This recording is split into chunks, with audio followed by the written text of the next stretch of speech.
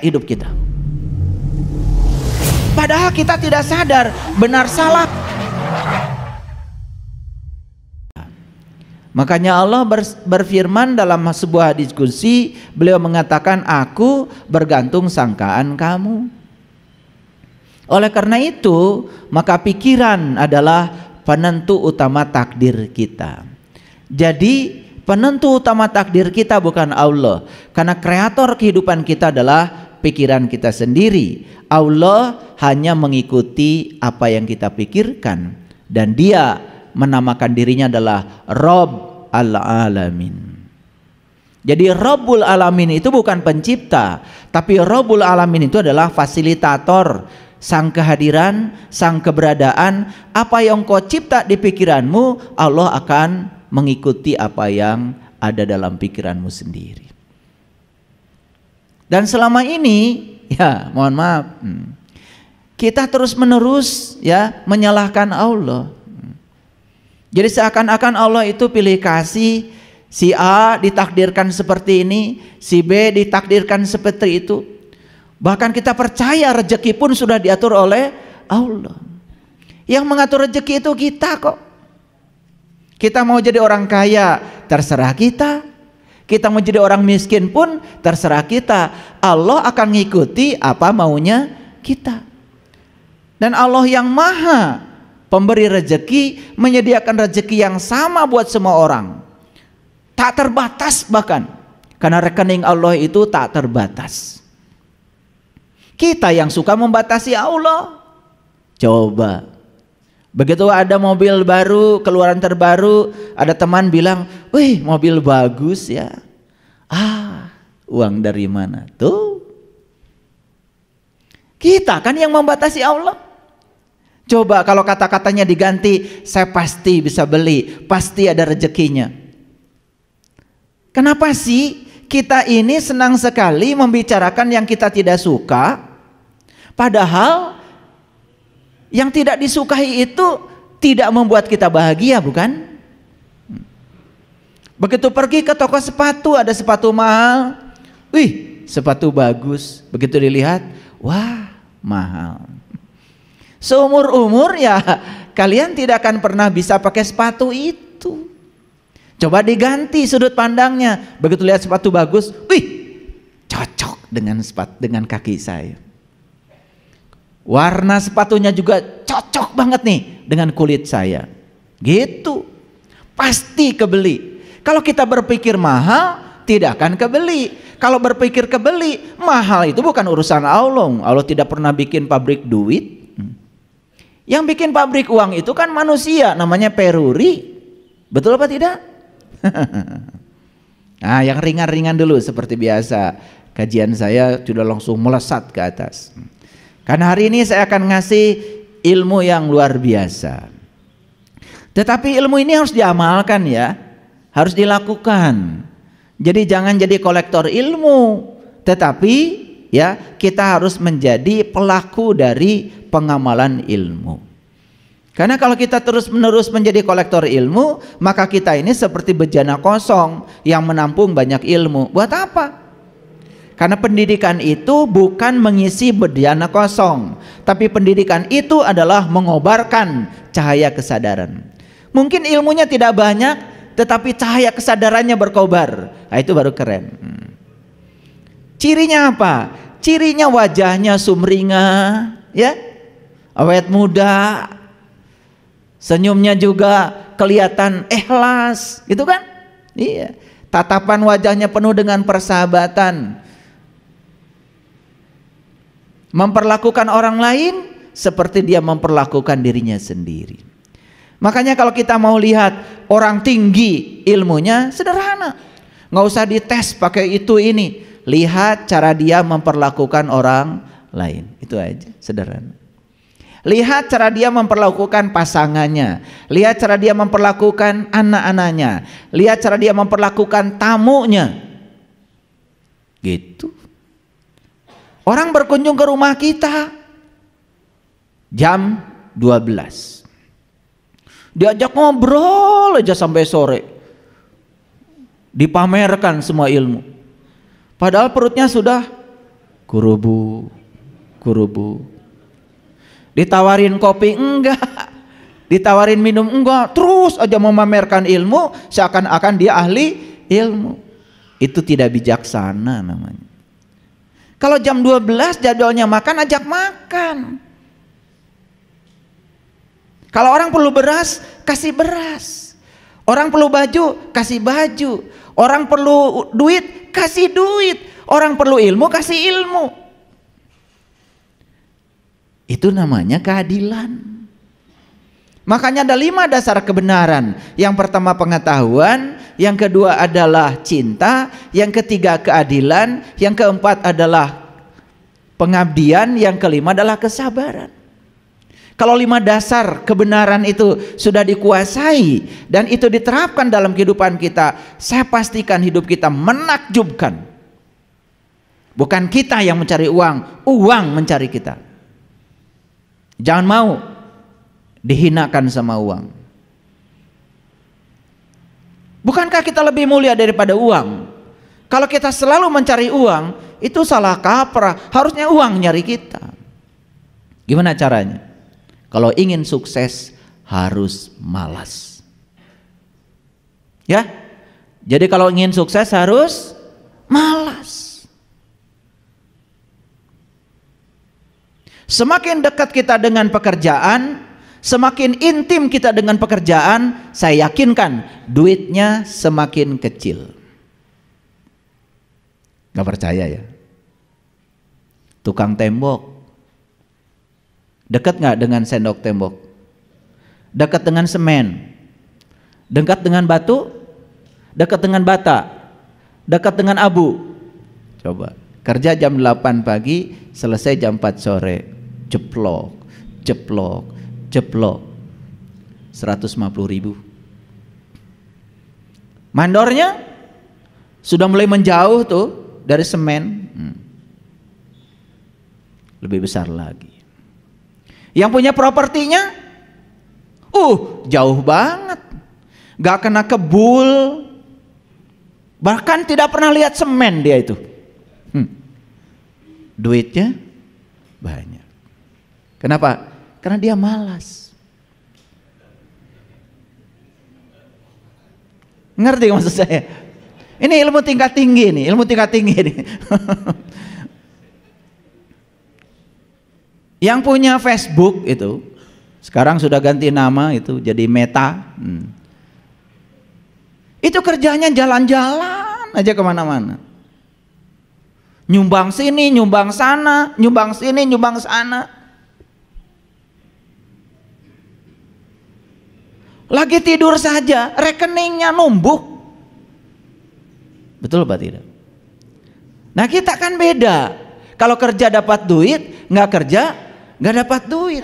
Salah sendiri, tidak membangun sistem.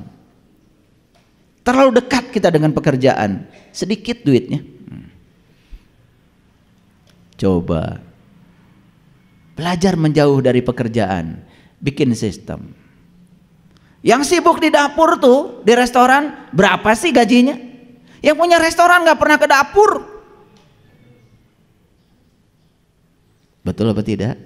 Nah, jadi kalau ingin sukses harus malas. Ini ilmu tingkat tinggi ini.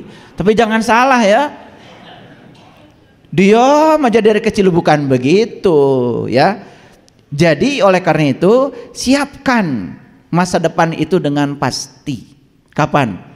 Di sini, saat ini, sekarang. Jangan berjudi. Membiarkan masa depan kita dalam ketidakpastian, itu namanya judi. Nah itu judi yang berbahaya itu sebetulnya. Membiarkan masa depan kita dalam ketidakpastian.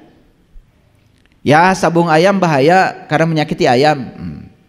Main kartu berbahaya, nyakitin kartu. Puk, puk, kan sakit kartu. Betul nggak? Gitu. Tapi membiarkan masa depan kita dalam ketidakpastian itu jauh lebih berbahaya. Jadi jangan-jangan kita ini sangat benci kepada para penjudi. Jangan-jangan kita adalah para penjudi kelas kakap karena membiarkan masa depan kita dalam ketidakpastian. Kamu sholat, Diterima gak sama Allah? Wallahu alam. Judi. Kamu haji? Haji. Diterima nggak? Mabrur apa tidak? Wallahu alam. Judi. Harusnya kita bisa memastikan kalau sholat kita itu diterima Allah.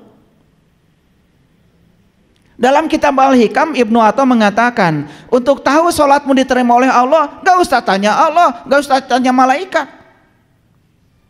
Tanya saja diri kamu, habis sholat perubahan apa yang terjadi? Habis sholat marah-marah, habis sholat kesel, habis sholat bicarakan orang, wah mulutnya tidak terjaga. Berarti sholatmu itu nggak benar, ada yang harus diperbaiki. Sedangkan sholat itu bukan tujuan.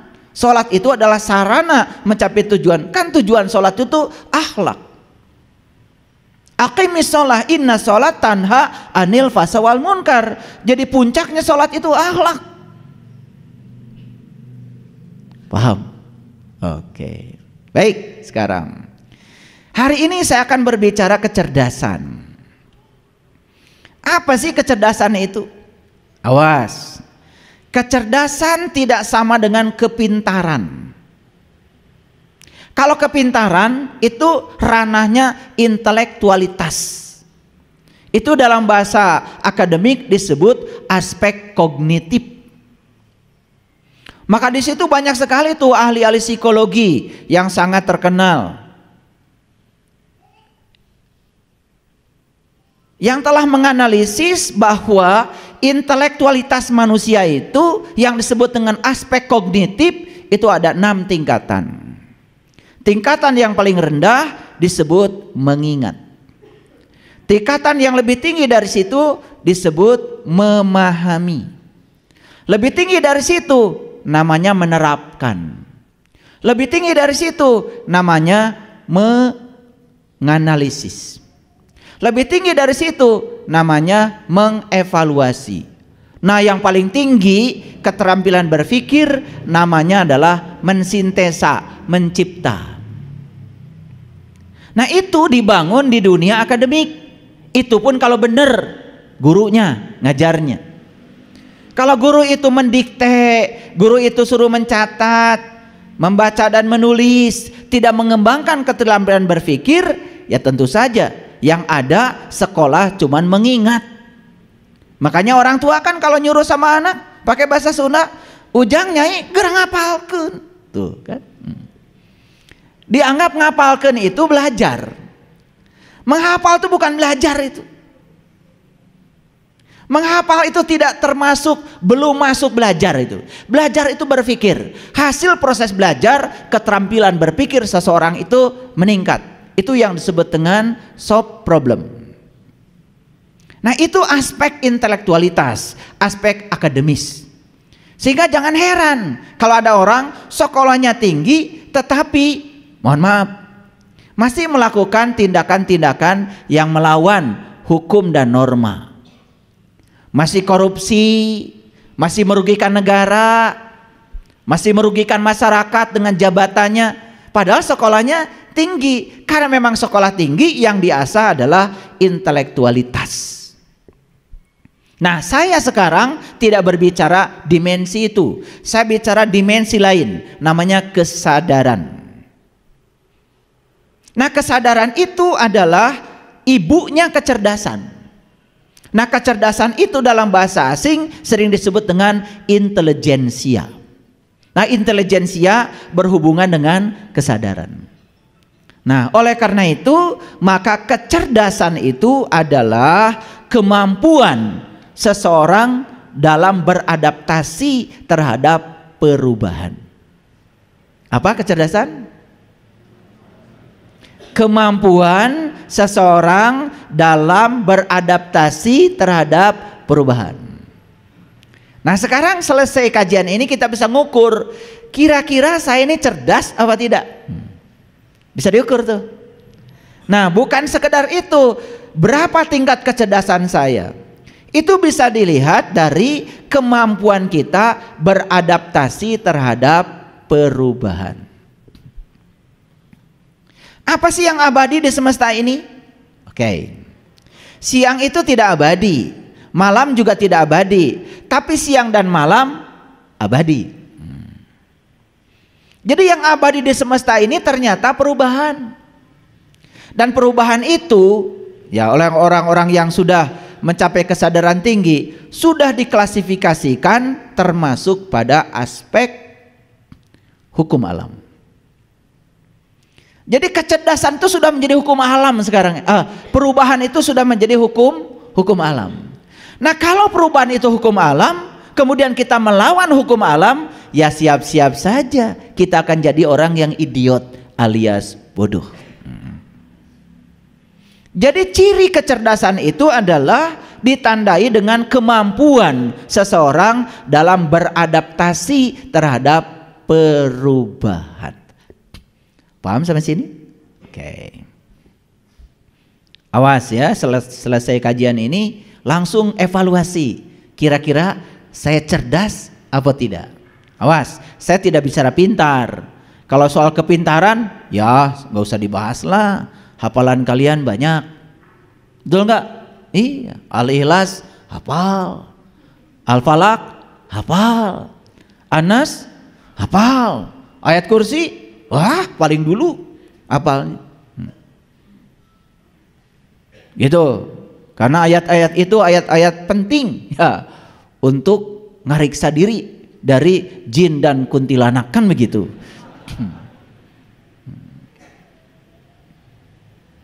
Saya tidak berbicara itu, ya, tidak bicara itu.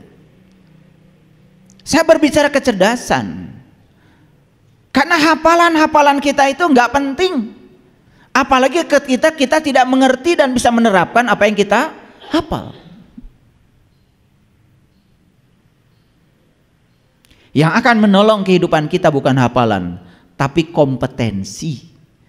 Makanya masih ingat ya, pernah rame kan kurikulum kita diganti dari kurikulum lama jadi kurikulum berbasis kompetensi. Karena sebetulnya yang akan menolong kehidupan kita itu adalah kompetensi. Kita punya keterampilan apa dalam hidup, itu yang paling penting. Oke, baik, kita lanjutkan. Sekarang saya masuk dulu sebuah rahasia.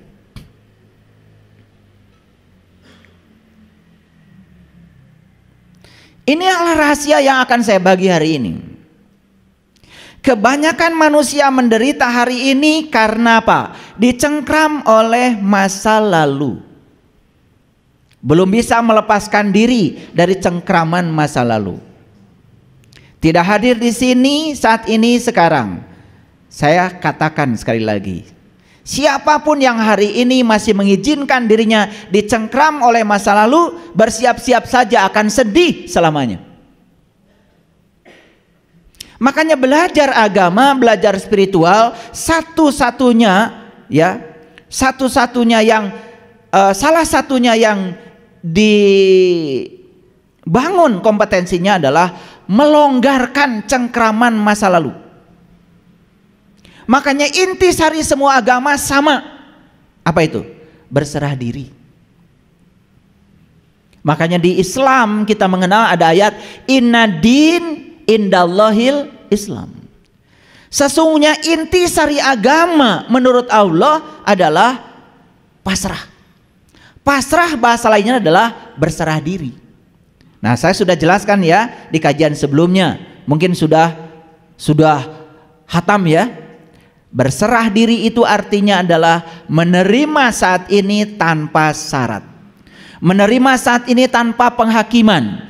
Tidak diizinkan pikiran kita terjebak pada benar salah, baik buruk. Semua realitas adalah kebenaran. Setiap kebenaran cuma satu, terima. Terima. Ketika kita sudah mampu menerima realitas apa adanya, itulah yang disebut dengan berserah diri tanpa syarat. Ini harus dilakukan. Kalau hari ini kita masih hidup, inilah saat ini. Besok masih hidup, saat ini. Lusa masih hidup, saat ini. Perlakukan setiap waktu sebagai saat ini dan terima saat ini apa adanya tanpa penghakiman. Damai selamanya. Karena yang disebut dengan masalah itu adalah ilusi pikiran. Karena pikiran diizinkan oleh kita menghakimi. Ini benar, ini salah, ini baik, ini buruk. Silahkan, terus begitu. Capek hidup kita. Padahal kita tidak sadar benar salah, baik buruk itu adalah hasil produk pikiran. Pikiran yang memproduksi sudut pandang itu. Coba hentikan pikiran, istirahatkan pikiran dari penghakiman. Terima semua hal apa adanya. Tidak ada masalah. Gak ada masalah. Oleh karena itu longgarkan cengkraman masa lalu. Longgarkan cengkraman masa lalu. Begitu masa lalu dilonggarkan cengkramannya luar biasa. Sebentar saya berikan ilmunya. Ini poin-poin penting. Rahasia akan kita buka hari ini. Yang kedua. Biarkan semua hal pergi. Biarkan semua hal pergi. Jangan ada yang ditahan. Karena perubahan itu hukum alam. Hari ini kita punya mobil, besok nggak punya mobil, biarkan semuanya pergi. Kita akan terjebak dalam hidup ini dua, namanya siklus. Siklus itu cuma dua, keberhasilan, kegagalan, keberhasilan, kegagalan. Dan sebetulnya yang melahirkan kegagalan itu keberhasilan. Tidak ada kegagalan loh kalau tidak ada keberhasilan. Dan yang menghasilkan kegagalan itu keberhasilan. Yang menghasilkan keberhasilan kegagalan. Percaya sama saya apa tidak? Yang melahirkan kebaikan itu bisa jadi keburukan. Yang melahirkan kesadaran itu bisa jadi ketidaksadaran kita. Ayo. Yang melahirkan cahaya itu bisa jadi kegelapan. Betul? Nabi Muhammad itu keren sekali. Dalam sebuah hadis bilang begini, kalau hari ini kamu serba ada, bersiap-siaplah, waspadalah. Di depanmu ada saat di mana kamu tidak ada. Kalau kamu sedang tidak ada, bergembiralah kata Nabi. Karena di depanmu ada siklus di mana kamu akan ada. Tidak ada yang siang yang abadi, tidak ada malam yang abadi adanya. Siang, malam, siang, malam. Tetapi yang abadi adalah perubahannya, siang dan malam. Ini adalah pola hukum alam yang tidak dipahami oleh kita semua. Karena kita selama ini mengidentifikasi diri kita sebagai pikiran. Paham? Oke. Biarkan semuanya pergi. Yang enak akan berlalu, yang tidak enak juga akan berlalu. Betul? Orang yang baik akan berlalu, orang yang buruk akan berlalu. Apa yang tidak berlalu?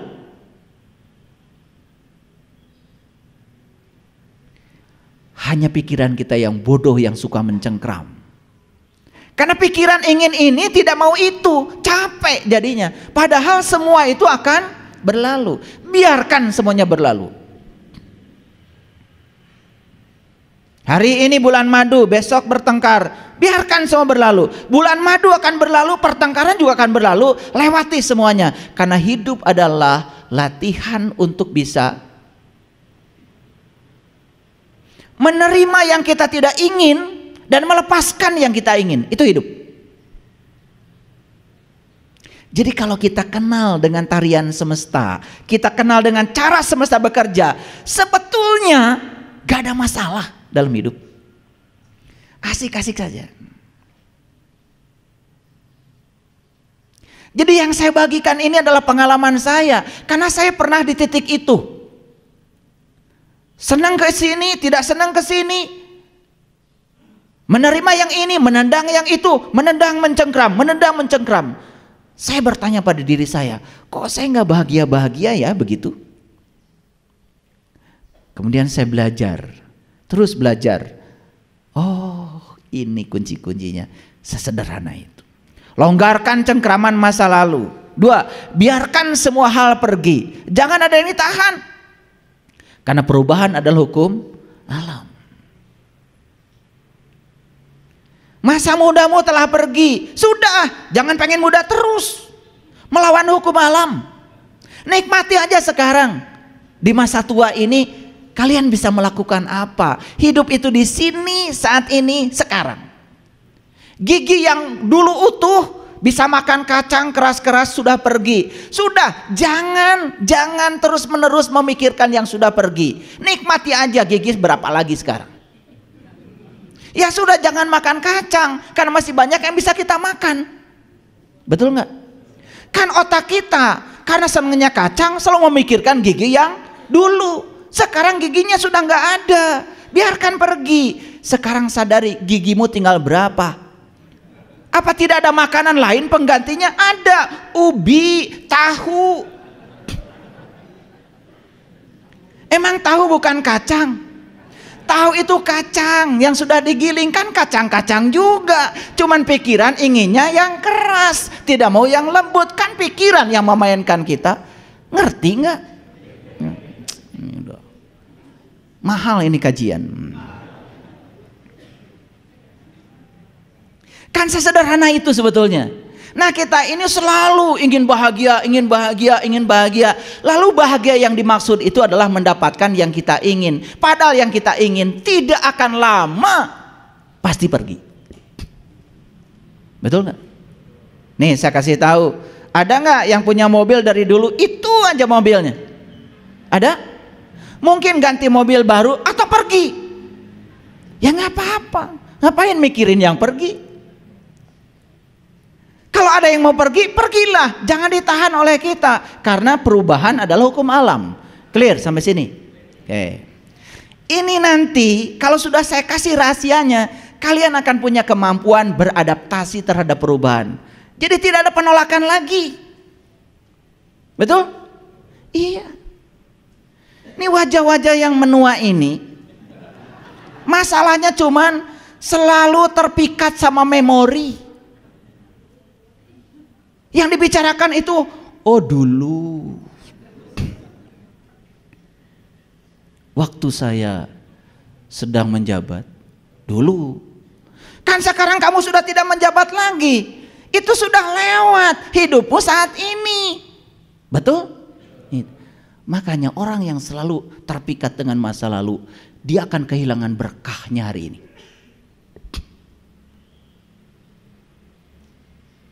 3 rahasianya, pahami sifat pikiran. Pahami sifat pikiran. Apa yang paling utama dari pikiran? Pikiran itu senang ketika dia mendapatkan yang dia ingin.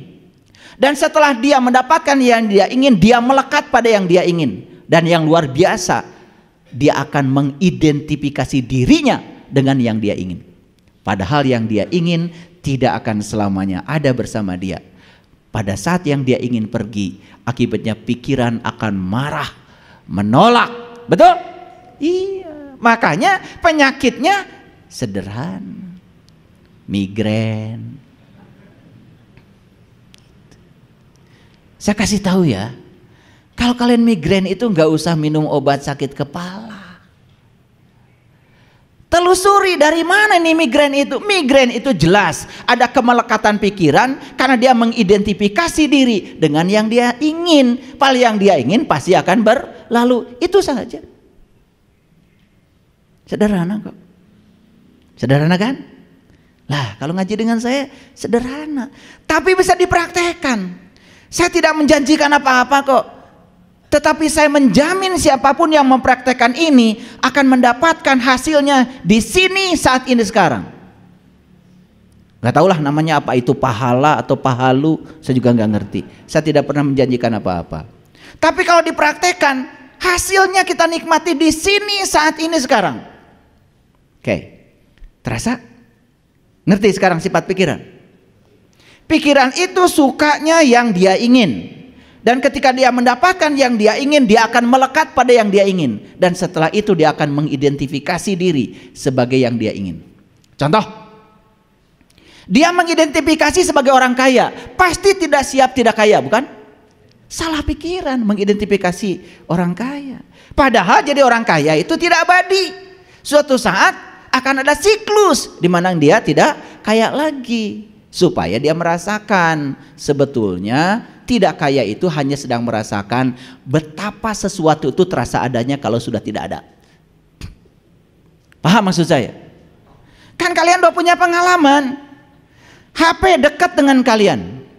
Begitu HP tertinggal, panik bukan? Kan terasanya adanya HP itu kalau sudah tidak ada, apalagi hilang. Jadi sebetulnya ketika kita diambil bagian kita oleh Allah sementara waktu, Allah sedang mengajarkan betapa yang ada pada kamu itu sangat berarti dan terasa berartinya ketika tidak ada sementara. Kalau ada terus, kalian tidak akan bersyukur. Mungkin ada yang punya pengalaman kan? Alah dulu ketika jaya 100.000 itu, wah. Tapi sekarang 100.000 tidak ada. Terasa sekali betapa luar biasanya 100.000. Ngerti maksudnya? Jadi Allah hanya sedang mengajarkan itu pada kita, bukan menyiksa, bukan mengazab. Tidak mungkin Dia Allah yang Maha Pengasih mengazab hambanya sendiri. No, tidak.